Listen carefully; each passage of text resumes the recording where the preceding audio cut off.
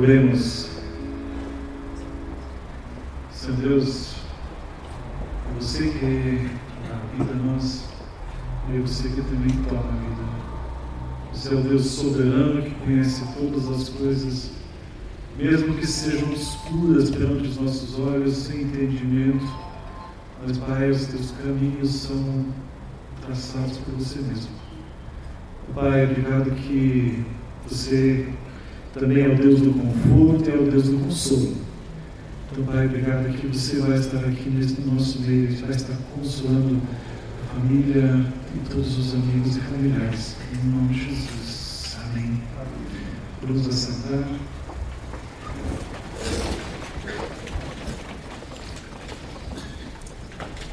Eu queria, em nome da família, agradecer a todos vocês que se fazem presentes nessa curta cerimônia de despedida. Despedida sempre é difícil. É como se arrancasse um pedaço de nós, e qualquer arrancada de um pedaço de nós ele dói. E o que nós podemos fazer como pessoas humanas é simplesmente mostrar o nosso carinho.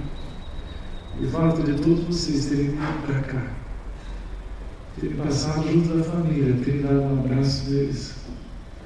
Um abraço nesse momento resolve muito mais do que muitas palavras. Então, em primeiro lugar, queria agradecer a vocês por isso. Em segundo lugar, quem traz o conforto, na verdade, é Deus. Ele é o único que pode fazer isso. Porque há momentos desses que não são palavras que resolvem. Mas eu posso dizer para vocês que Jesus conhecia esse sentimento também. Ele teve um grande amigo dele, Lázaro, que ficou doente e faleceu. E aí, na verdade, o pessoal chama Jesus e Jesus chega, na verdade, atrasado para o momento quando ele ainda estava vivo.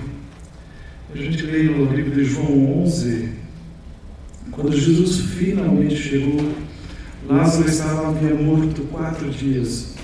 Betânia ficava perto de Jerusalém, distante cerca de 3 quilômetros, e muitos dos judeus davam apoio a Marta e a Maria, compadecidos dela por causa do irmão. Marta soube que Jesus estava chegando e saiu do encontro dele. Maria ficou em casa. Marta então lhe disse: se o Senhor estivesse aqui, meu irmão não teria morrido. Mesmo agora, sei que tudo o que o Senhor pedir a Deus será concedido. Jesus consolou a seu irmão a ressuscitar. Marta respondeu: sei que vai, na ressurreição dos fins dos tempos.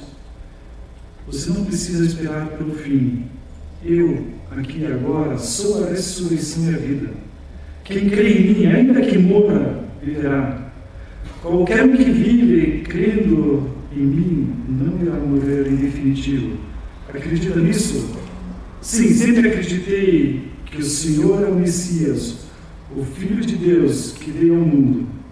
Depois de ter dito isso, ela foi até onde estava sua irmã Maria.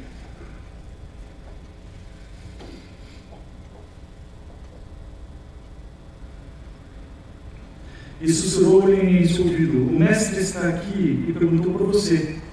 Assim que ouviu isso, ela deu um salto e correu até ele. Jesus ainda não havia entrado na cidade e continuava no lugar em que Maria o havia encontrado. Quando os judeus, amigos dela, viram Maria passar correndo, foram atrás dela, pensando que ela ia ao túmulo para chorar. Maria foi até onde Jesus estava e caiu aos pés dele, dizendo: se o Senhor estivesse aqui, meu irmão não teria morrido. Quando Jesus a viu chorando e os judeus chorando com ela, sentiu grande indignação e perguntou: onde vocês o puseram? Senhor, vem me ver, disseram. Naquele momento Jesus chorou. Os judeus disseram: ele amava muito. Outros escutaram: bem, se eu amasse tanto, por que não deixou que morrer? Afinal, ele abriu os olhos de um cego. Mal contendo a indignação, Jesus chegou ao local do túmulo. Era uma caverna simples na coluna, com a placa de pedra que é fechada. Ele ordenou: remova uma pedra. Marta, irmã do falecido, disse: Senhor, a essa altura já está com mau cheiro. Ele morreu há 4 dias.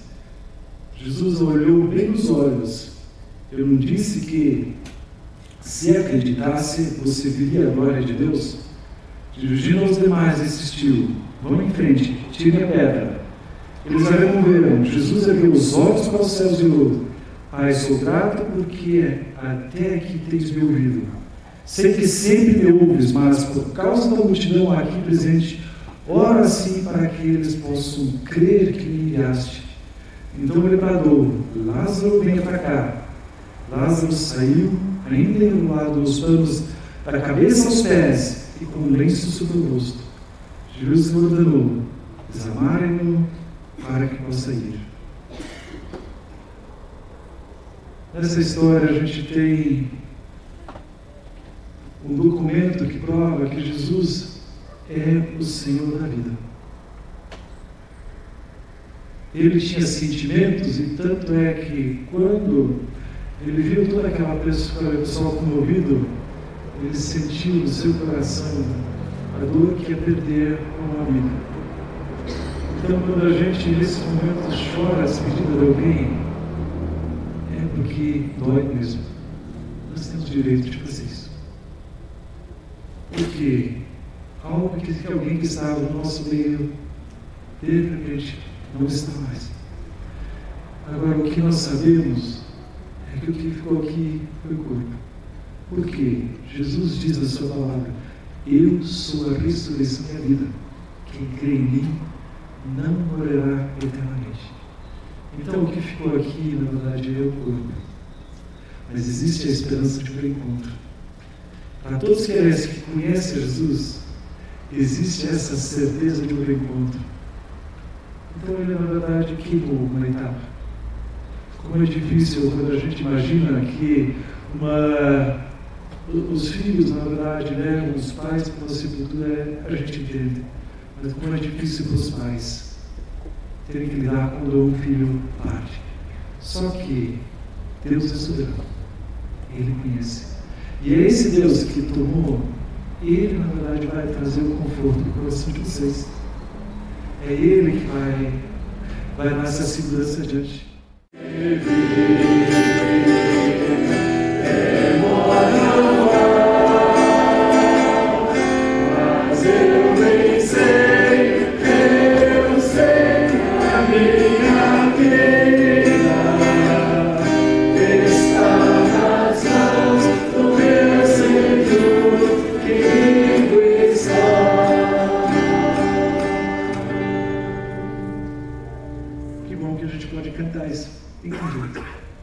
Vai ter um dia que vai ter um baita de um coralzão lá, cantando junto com a Manfred, com todos nós. O pastor Felipe vai trazer uma meditação agora.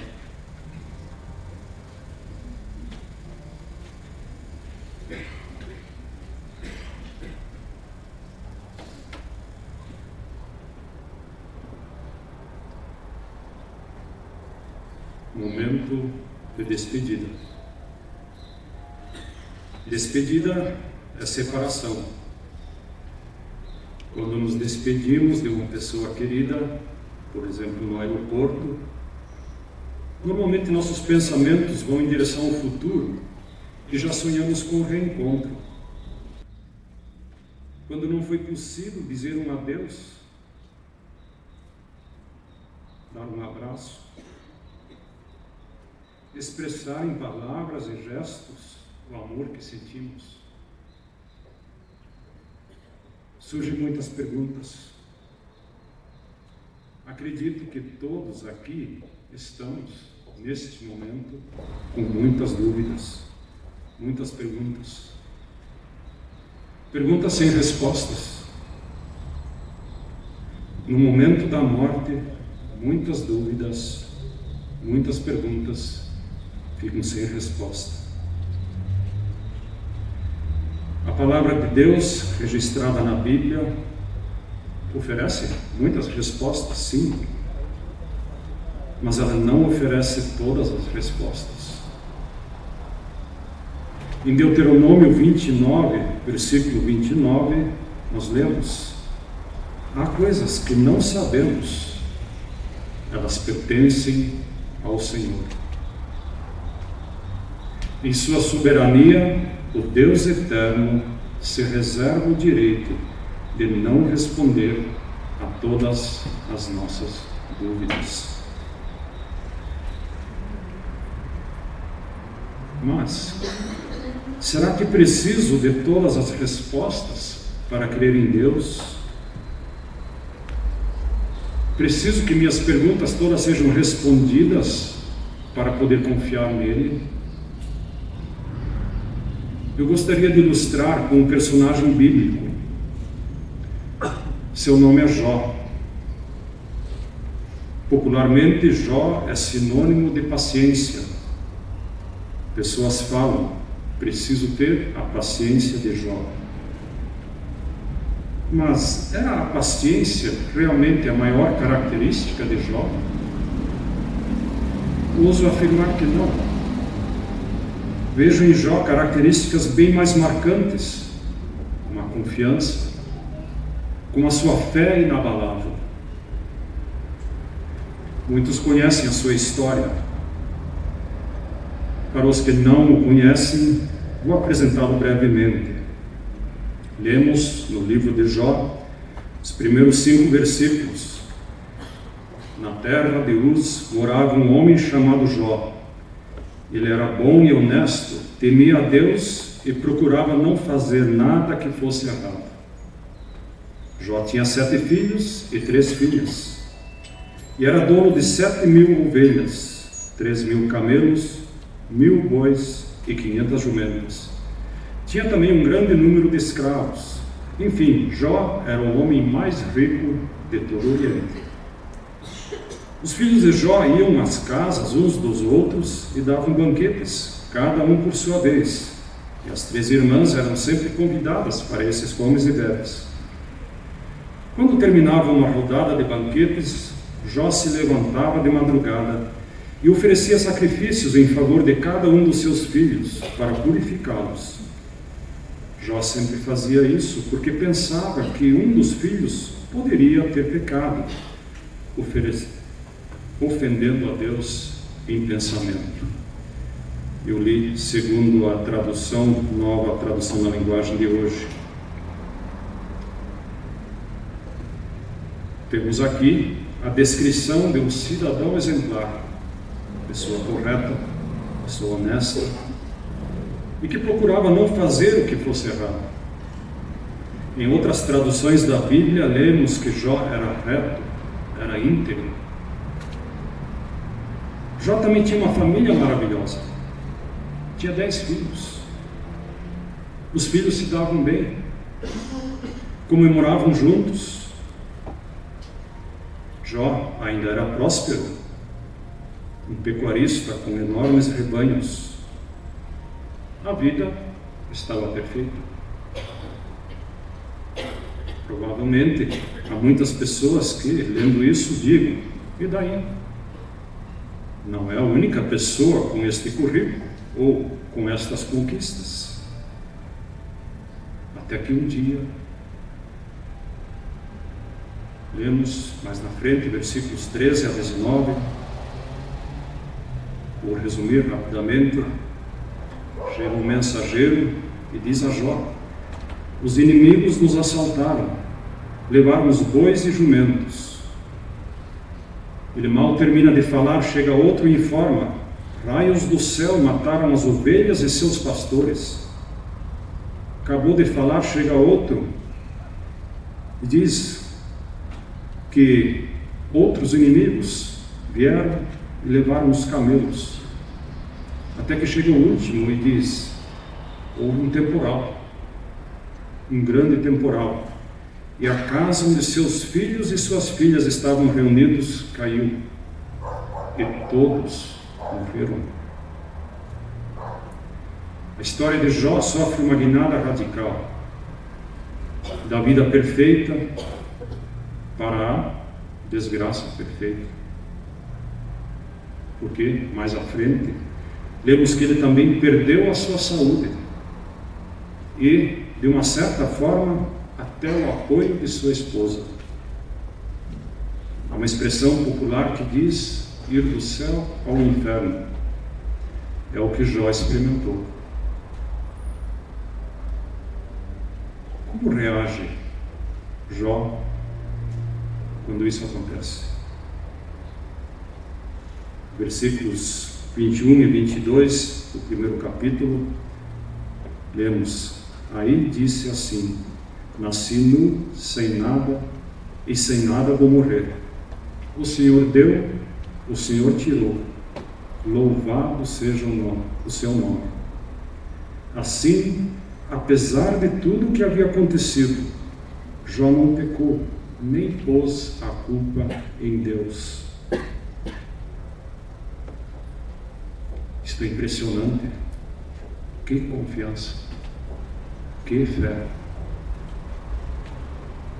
O livro de Jó depois nos relata um longo período de uma terrível doença. Neste meio tempo vieram amigos para visitá-lo. A palavra de Deus nos diz que eles ficaram tão chocados com o que viram, que sentaram junto de Jó e ficaram 7 dias sem abrir a boca, não souberam o que falar. Mas depois inicia-se um debate, inicia-se uma discussão. Não sabemos quanto tempo isso levou. Podemos dar o título: A Procura do Porquê. Por que Jó? Por que isso está acontecendo? Os amigos de Jó sugerindo que o seu sofrimento provavelmente fosse consequência de pecado, seria castigo de Deus. Era assim que eles entendiam a Deus. Uma expressão que define esse entendimento é a justiça retributiva. Em poucas palavras, se você faz o que é certo, Deus lhe dá o que é bom e agradável. Se você errar, será castigado. Era nisso que os amigos de Jó criam. Embora tivesse uma certa lógica, não era a compreensão correta de Deus. Não que Jó fosse perfeito. A palavra de Deus nos diz: nenhum ser humano é perfeito. Mas Jó se defende contra essa insinuação de seus amigos, dizendo que ele fazia o bem, sim, que ele procurava ser justo, que era íntegro, que fazia sim o que agradava a Deus, perguntava pela vontade de Deus e fazia. Quem lê o livro de Jó hoje sabe o que aconteceu de fato. A palavra de Deus revela a nós o que estava por trás do sofrimento de Jó. Para quem não conhece a história, sugiro a leitura do livro. Mas o impressionante, Jó nunca o soube. Por mais que Jó pedisse uma explicação a Deus, Deus não lhe revelou o porquê. Mesmo assim, a sua fé e a sua confiança em Deus resistiram ao fato de não obter a resposta. Ele permaneceu firme, mesmo sem compreender, apesar das dúvidas. Nesse período de sofrimento, Jó travou muitas conversas com Deus. Ele se permitiu apresentar as suas dúvidas. Ele desabafou com Deus. Ele pediu que Deus lhe desse uma resposta. Ele chegou a sugerir a Deus que teria sido melhor que nunca tivesse nascido. Deus permitiu o desabafo de Jó. Deus não o repreendeu por isso. Deus permite o nosso desabafo na hora do sofrimento. Mais à frente, Deus reverteu o quadro de Jó novamente. Deus lhe deu mais do que ele teve anteriormente. Ele ainda viveu muitos anos. Isto é de grande consolo também para nós, em especial aqueles que passam por profundo sofrimento. Deus já enxerga lá na frente o que para nós ainda está completamente encoberto. Os amigos de Jó, por outro lado, foram duramente repreendidos por Deus. Embora bem intencionados, eles estavam errados com relação ao sofrimento de seu amigo. Isto mostra como devemos ser cuidadosos com os nossos julgamentos.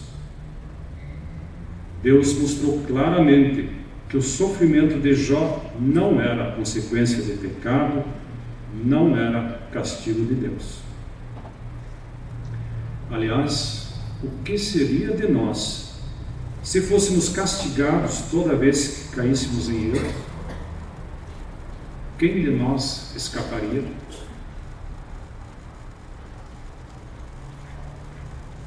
Deus é um Deus de misericórdia. Deus é um Deus de graça. Um Deus justo, mas também um Deus de muito amor. Em Salmo 103, versículos 8 a 10, lemos: O Senhor é bondoso e misericordioso. Não fica irado facilmente, é muito amoroso. Ele não vive nos repreendendo e a sua ira não dura para sempre. O Senhor não nos castiga como merecemos, nem nos paga de acordo com os nossos pecados e maldades.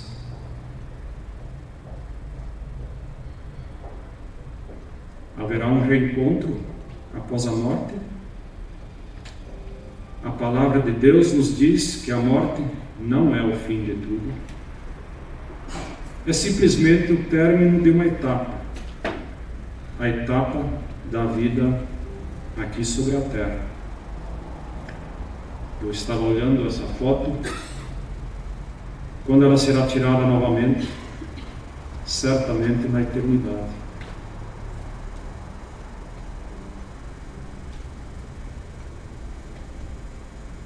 Haverá um reencontro quando a despedida é causada pela morte? Sim, cremos no reencontro. Não sabemos como será. Mas para os que creem em Deus, haverá sim um reencontro na eternidade. Manfred entregou a sua vida a Jesus quando ainda era bem jovem. Mesmo que dúvidas o atormentassem posteriormente, cremos que, pela graça, pela misericórdia de Deus, a família Matos se reencontrará na eternidade. Lemos em Romanos 8, 37 a 39, em todas essas situações temos a vitória completa por meio daquele que nos amou. Pois eu tenho a certeza de que nada pode nos separar do amor de Deus. Nada, é absoluto. Nem a morte, nem a vida, nem os anjos, nem outras autoridades ou poderes celestiais, nem o presente, nem o futuro, nem o mundo lá de cima, nem o mundo lá de baixo. Em todo o universo não há nada que possa nos separar do amor de Deus, que é nosso por meio de Cristo Jesus, o nosso Senhor. Apesar da fé, na misericórdia e na graça de Deus, a despedida nessa hora é muito difícil. Como seres humanos, somos incapazes de consolar. Certamente não nos saíssemos melhores do que os amigos de Jó.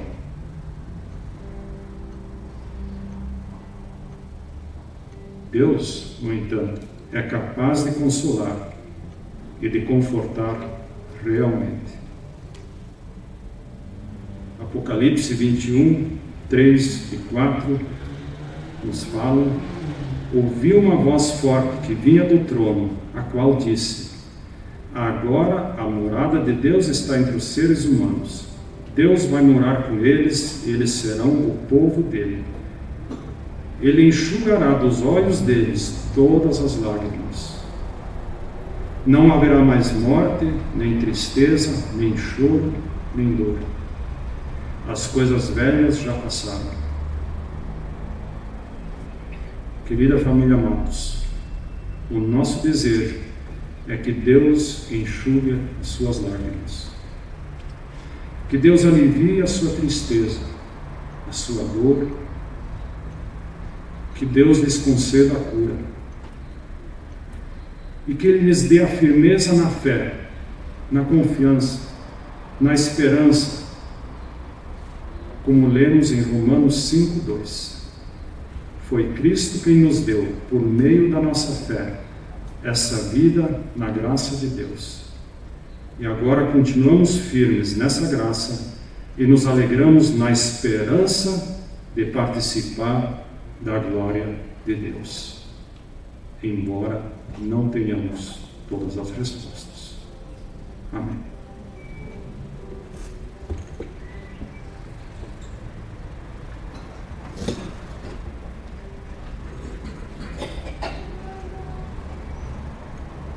A pedido da família Matos, vou ler um breve memorial da vida de Manfred Fröse Matos.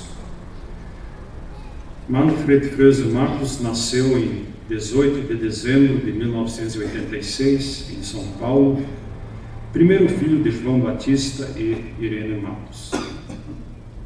Veio como presente de Natal, para a alegria indescritível de seus pais, avós e tios. A sua característica predominante era a alegria e a curiosidade. Aos 3 anos começou a perguntar por quê e nunca mais parou. Questionador, curioso, desejoso de conhecimento, ele desde muito cedo passava muito tempo lendo em 2 idiomas e mais. Vieram seus irmãos, Jan Andreas e Klaus, que se tornaram seus amigos, seus companheiros de todas as horas. Se alguma vez brigaram, não lembro. O Manfred sempre cuidou muito de seus irmãos, além de ser exemplo. Quando aos 5 anos entrou na escola, logo tinha um grupo grande de amigos que o admiravam por sua lealdade e companheirismo. Nossa casa muitas vezes se enchia com um bando de garotos que gritavam, brincavam e principalmente jogavam futebol. Quando se mudou com a família para Curitiba aos 11 anos, sentiu a separação dos amigos que deixou. Mas foi só as aulas começarem, lá estava o Manfred rodeado por um grupo de amigos. Só que estes agora eram torcedores do Atlético, não mais do São Paulo. Aproveitando as facilidades em Curitiba, logo começou a estudar música, depois jogava tênis, participava de torneios, sem descuidar dos estudos. Muito cedo, Manfred professou sua fé em Deus, tomando tempo diariamente para ler a palavra e estudá-la. A vida o levou a Florianópolis, onde fez o curso de jornalismo e novamente fez amizades que perduram até hoje. Manfred foi muito dedicado à família, revelando desde cedo muito respeito pelos pais, irmãos, avós, os tios e primos. Era tido por todos como um grande companheiro, não negava ajuda a quem precisasse. Se dúvidas vieram a respeito de sua fé e outras convicções, acreditamos que a palavra plantada em seu coração lá permaneceu. Sua vida demonstrava isso.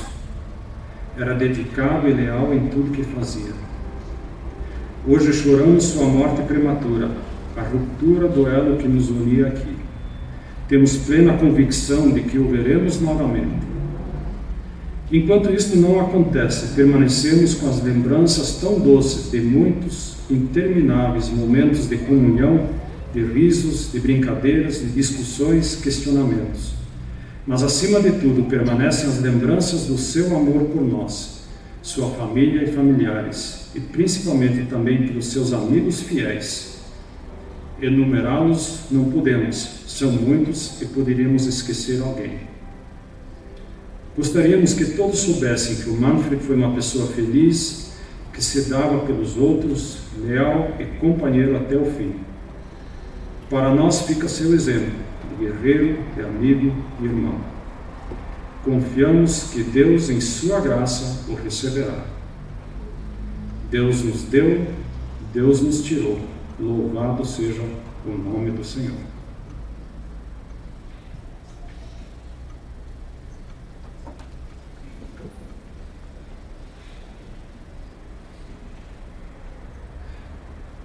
Ele não estará mais fisicamente entre nós. Agora existem experiências, existem momentos de que nós estamos juntos, que esses ninguém tira de gente. E no fundo Deus nos deixa, temos essas experiências que marcam o relacionamento, que permanecem para sempre. É por isso que nós dizemos que Deus vai cuidar de gente. Ele que deu a vida, Ele tomou a vida, mas Ele vai ajudá-los a viver adiante. Não tem ninguém que possa substituí-lo. Nunca tem alguém que possa substituí-lo. Mas Deus vai dar forças para poder viver, mesmo com essa lacuna, também dentro da família. Nós vamos fazer uma oração final. E aí o corpo seguirá mais uma vez aqui para o salão ao lado. Ele será, o pessoal da funerária vai buscá-lo às 9 horas, às 21 horas. Só que a partir das 20 horas e 30 minutos, a família pede que daí eles sejam deixados sozinhos, por uma meia hora ainda de tempo, sozinhos com o Manfred, como o corpo ficou. Então, todos estão convidados, eu sei que vários vieram lá posteriormente. Os abraços são algo muito importante. E conversando com a Irene, com o João, disseram, a gente nunca sabia que viria tanta gente para mostrar amizade. Então, isso para toda a família é muito, muito confortante. E continuem orando por eles. Hoje é só um dia. Amanhã, depois da manhã, tem mais dias e eles vão precisar dessas orações. E se vocês quiserem ajudar, nas próximas semanas, passa um recado, uma palavra de conforto, de carinho. Isso ajuda a amenizar pra caramba a dor adiante também. Agora, acima de tudo, pedimos que Deus esteja consolando o coração de vocês. Vamos nos colocar em pé ainda para orar.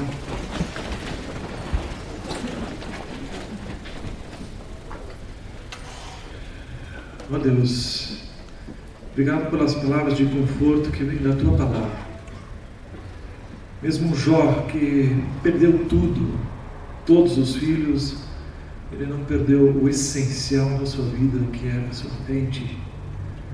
Isso, na verdade, foi recompensado com muito mais na frente. E o próprio Jó, ele diz, eu aprendi a ter uma experiência pessoal com esse Deus.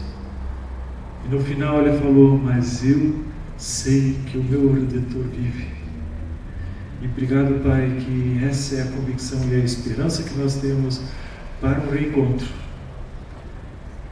Pai, muito obrigado por todos que se fizeram presentes para dar esse carinho na despedida do Manfred.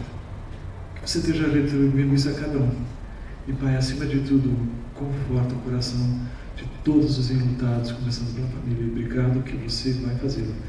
Em nome de Jesus. Amém. Amém. Eu peço que os rapazes que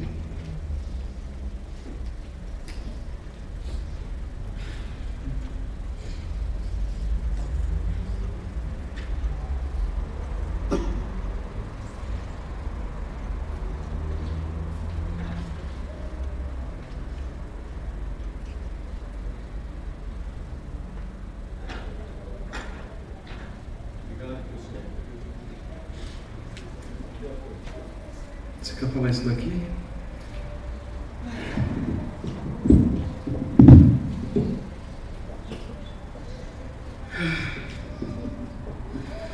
Boa noite, pessoal. Nós estamos muito, mas muito agradecidos pela presença de vocês. Vocês não têm uma ideia do que nós estamos passando. Vocês não fazem ideia, e alguns devem fazer, já passaram por isso. Mas esse sentimento de perda tão grande, eu não achei que passaria por isso a minha vida. Mas ao ver tantos amigos nossos, do Manfred, isso nos confortou tanto. Sabendo que o Manfred é uma pessoa tão alegre, tão querida, e podendo vê-los agora aqui, isso com certeza nos confortará e nos deixará mais leve. Continue pensando em nós, orando por nós e aquilo que ele falou, o pastor falou. Se puderem mandar mensagem de vez em quando, nós vamos lembrar de vocês, com certeza. Obrigado, viu? Muito obrigado.